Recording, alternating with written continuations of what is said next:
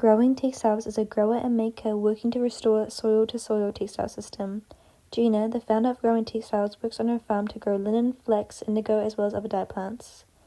Her goal to rebuild a local fiber production system using organic and regenerative principles, creating materials that support artists, designers, and makers.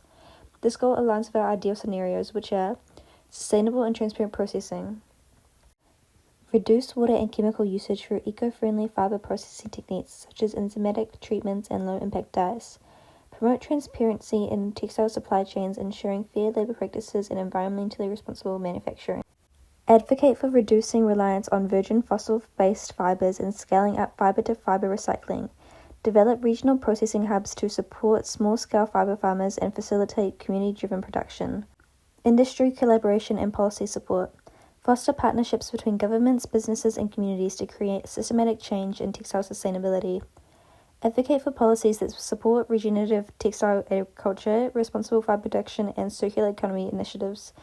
Ensure a just transition for workers and vulnerable communities affected by the shifting production models. Seek funding and investment in a small-scale textile infrastructure to scale up sustainable fiber farming efforts. By making sustainable and natural dyes more accessible and mainstream, we can appeal to more textile industries in New Zealand, therefore reducing water and chemical usage through eco-friendly fiber processing techniques. Synthetic dyeing harms the environment, our health, and the systems we rely on. Factory dye wastewater often goes untreated, polluting rivers with toxic substances like lead, mercury, and chromium. These dyes are also non-biodegradable, meaning they persist in the environment and can even leave chemical residue on the clothes we wear, absorbed through our skin. Most synthetic dyes are petroleum-based, tying the textile industry to fossil fuels and unstable global oil markets. Beyond toxicity, the water usage is staggering. Dyeing just one pair of jeans uses 920 gallons of water and emits the same CO2 as driving 78 miles, and globally, 2.3 billion pairs of jeans are sold each year. About 20% of the dyes used in textiles aren't absorbed and end up in wastewater, contributing to major pollution. Shockingly, 4% of the world's drinking water is used annually just to dye textiles. If we don't support regenerative local initiatives like Gina's, these figures will only rise, pushing our land and water closer to irreversible damage. Gina's goal is to rebuild a local fiber production system using organic and regenerative principles, creating materials that support artists, designers, and makers. Dye pollution is a significant issue in New Zealand, particularly in the textile industry due to industrial spills. The textile industry uses a variety of chemicals, including azo dyes, heavy metals, and formaldehyde, which can contaminate waterways if not properly treated. Large-scale dye spills like the 2013 Rangi Stream incident, where over 1,000 litres of purple dye leaked. This had a devastating impact on the aquatic ecosystem in the stream. The dyeing and finishing processes in garment production are notorious for their heavy use of toxic chemicals. These substances are often released into the environment during manufacturing, when factories discharge wastewater without proper treatment. These harmful chemicals can contaminate rivers and lakes, posing risks to aquatic life and human health. In New Zealand, while regulations exist, the enforcement can be inconsistent, allowing some harmful practices to persist. In New Zealand, while the fashion industry is not large as in other countries, its impact is still felt. Reports have indicated that local waterways can suffer from runoff contaminating microplastics and chemicals from imported garments. Initiatives aimed at promoting fashion and sustainability are essential to mitigate these effects. In New Zealand, it is estimated that around 157,000 tonnes of clothing end up in landfills each year, highlighting the urgent need for a shift towards more sustainable practices in fashion and sustainability. As part of the research, we interviewed Domsa, the lead designer at New Zealand brand Outcave, to learn about his passion for and experience with natural dyes. Yeah, I design and handmake every piece myself in my garage, using a mix of secondhand fabrics and dead stock materials.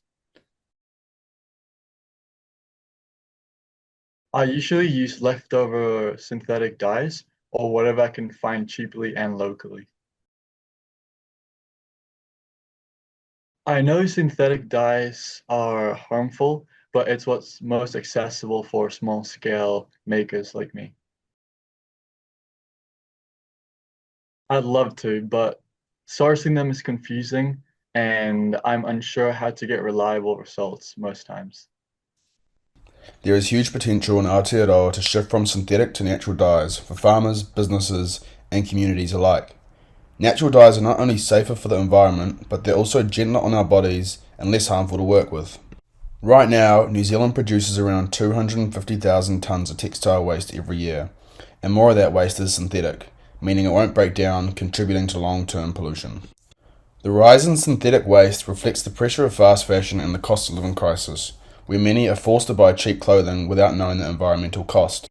But natural dyes offer more than just colour. They offer connection. When grown regeneratively, they feed into circular economy, reduce waste, and strengthen local ecosystems. In Aotearoa, fibre is more than just fashion. It's about land care, identity, and resilience.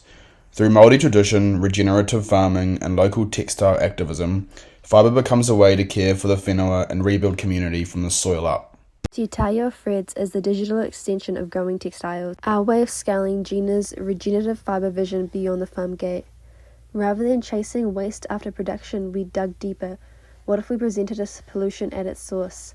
Working with Gina, we shifted our focus to her vibrant dye plant cultivation and asked, how can we bring those land care practices into every studio and workshop across Aotearoa? Our solution is a clean, user-friendly online marketplace.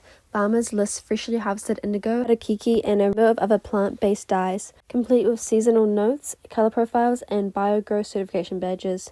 Designers and dye houses browse by hue, fiber type, or ethical credentials, then order directly, cutting out the middlemen, hidden toxins, and complex imports. To build reliable, scalable supply chains will support farmers in forming cooperatives and regional processing hubs.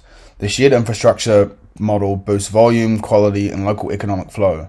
And staying true to circularity, our drivers don't just deliver dye, they collect the spent plant matter on their return trip and bring it back to the farm for composting.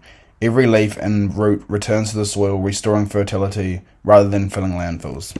We'll begin with Gina's farm as our launch partner, then welcome fellow regenerative farmers from Northland to Otago, alongside BioGrow certification and educational resources on organic growing and dyeing practices. We'll explore land access partnerships through Heartland and My Farm to empower the next generation of dye farmers. By weaving threads into growing textiles soil-to-soil system, natural dyes become truly accessible, affordable, and most importantly, a mainstream choice for Aotearoa's creative community. Textile Threads is helping shift the textile industry in Aotearoa by building a connected, sustainable network of dye farmers, producers, and designers. Together they create a closed-loop system where dyes are grown and harvested, used in textile, and leftover plant waste is returned to farm for composting, regenerating the soil it came from. Using the 6 conditions of system change, Threads help shift key parts of the system. So for the practice, from synthetic dyes to natural dyes. Resource flow, by sourcing locally and cycling nutrients back to the soil. Relationship and connections, by linking farmers and designers directly. And mental models, by reminding us that dye isn't just a chemical, it's a living pigment connecting to the whenua. So instead of the take, make, waste model, we promote a circular one, inspired by what already happening at Growing Textile by Gina. This approach reflects global frameworks like Fibershed and regenerative fashion, while honouring Māori values of kaitiakitanga, caring for the land as a living ancestor. Through seasonal hands-on practices, natural dyeing reconnects people to place, culture and sustainability, showing that fibre systems can not only be beautiful, but fair, local and alive. It sounds like a super useful platform that could save me time and help me make better choices. 100%. It would cut out a lot of guesswork and research. Oh yeah. That kind of transparency would make me feel a lot better about what I'm using. In conclusion, while our solution may not work for everyone, it offers real potential, especially for younger generations open to digital tools. Some farmers and consumers may still prefer traditional markets, and challenges like land access, funding, and natural dye knowledge remain barriers. We'll need startup support to develop the platform and delivery network, and young farmers may need help accessing land. But by making natural dyes more accessible and mainstream, we can reduce chemical use, support local industries, and strengthen community resilience and land care in Aotearoa. A huge thank you to Gina from Growing Textiles. Without your pioneering work and unwavering support, our idea simply wouldn't exist. Your commitment to regenerative fibre practices laid the foundation for this digital extension. We are honoured to build upon your vision to further connect growers, makers, and our communities.